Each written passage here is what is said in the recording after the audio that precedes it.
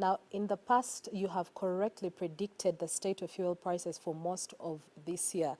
Did you anticipate that the fuel prices would suddenly go up? Because this has taken us by surprise. I was not expecting that we are going to see any more fuel prices increasing. For one reason that I was looking at the producing countries, looking at end of the oil era was near because of the new developments in technology and in other use of other renewable sources. So this was not I was not expecting it. And now, the other thing that has worked in their favor is as they are cutting the production, the demand is increasing globally because, as you know, as economies, we are coming out of COVID. So economic activities were actually growing, and they have grown much more than had been anticipated.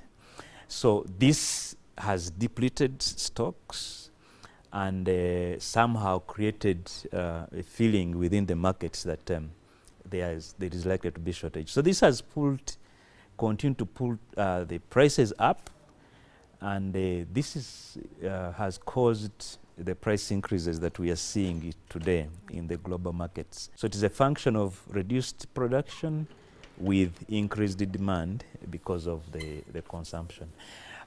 In Uganda's case, whatever happens in the international market affects us. We don't have our own oil, so to say. So meaning that we get my oil from the international markets until when our time comes when we put ours on the market. So because of that, the prices from abroad affect us. But we also have our internal dynamics that play into the market.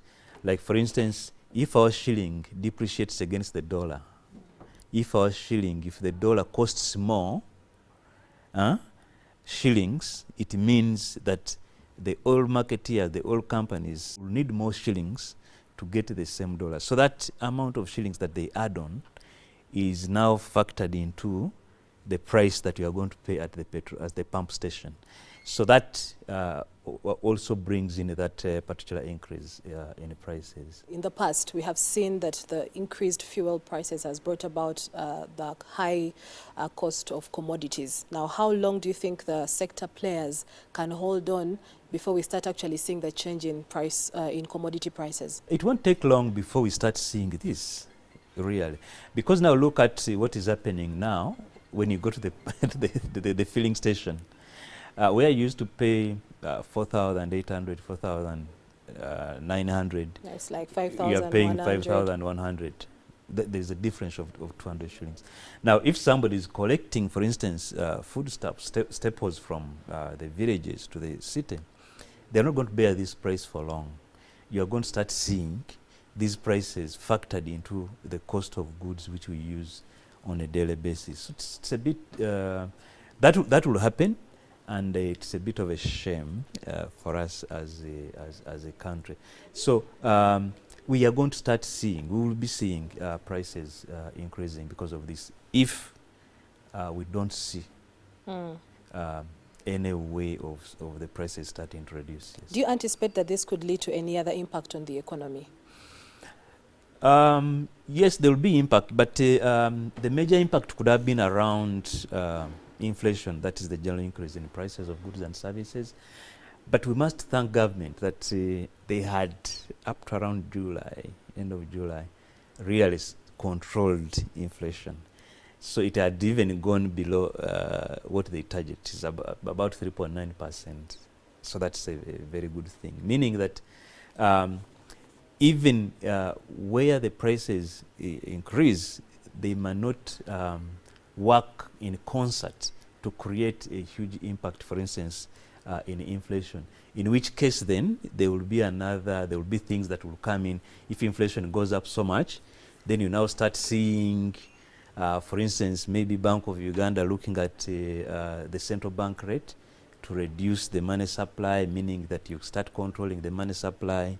Therefore, you increase the bank rate, and then you are seeing if people are feeling that, okay, they are buying things more expensively, then they are adding all these costs into the cost of their products. Therefore, they keep on increasing the prices. So the impact, yes, will come in, but what we see is that given the kind of success that had been achieved before in terms of inflation, the impact will be there but might not be so significant. Like it was before?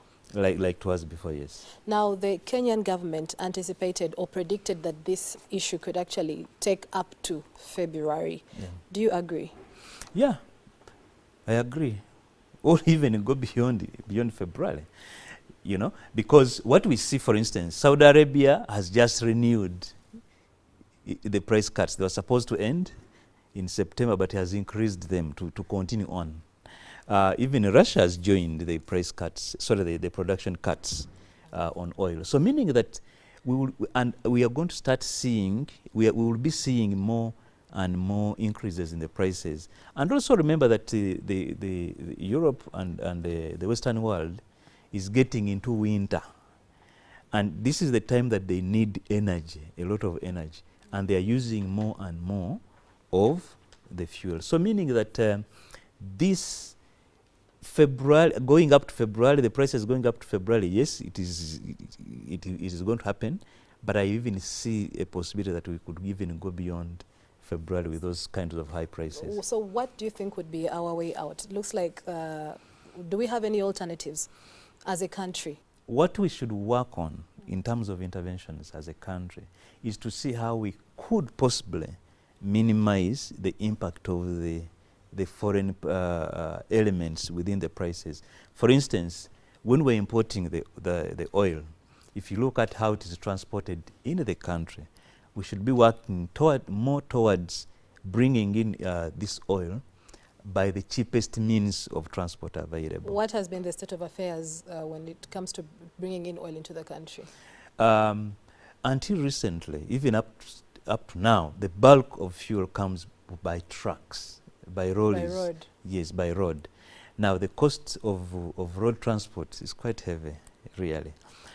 While the cost of rail and the water could make it cheaper, but we are not very near to getting all our oil coming in on rail. So what I see could work is for us to make it quicker to complete, for instance, the rehabilitation of the rail line from Malaba to Kampala. The work has started, but we need to perhaps enhance the speed so that we can conclude quickly. But there is also something that has been we've kept on advocating for. It is about the storage systems and the buffer stocking to ensure that these immediate spikes, because there has been something in international markets, are really controlled because of the storage, the stocks that you have. You can leave some stocks and you slowly by slowly, and you ease the sudden increases in the prices. That's what we think could help in the short term. But also, as individuals who are using fuel, either for transport of our goods, going to work or going to do other activities, I think what we have to do is to step backwards and convince ourselves, if you really don't have to use the car, you leave it. What advice would you reserve for those who are heading to the fuel station just after this? What can they expect in the next few weeks? Yeah. I don't see us going beyond, like, for instance, the petrol prices going beyond the 4,000, the 5,000. It's 5,100. Yeah, for petrol on some stations, it is 5,400. 400. Yes, that one I've seen. For diesel is about 5,100. Wow. In some cases, 5,200. So, but I don't see us these figures going much beyond that. After all, we are seeing a bit of stability already in the exchange rates. So it might not go far beyond that. So don't get into any panic sort of mode and say, oh, let me stock because prices are going to increase. No, you take it easy. just try to see how you manage your own utilization of fuel. Thank you, Francis Kisirinya, for making time. That is the Chief Membership Officer of the Private Sector Foundation Uganda. And that conversation takes us in for a short break, but NTV Weekend Edition continues shortly.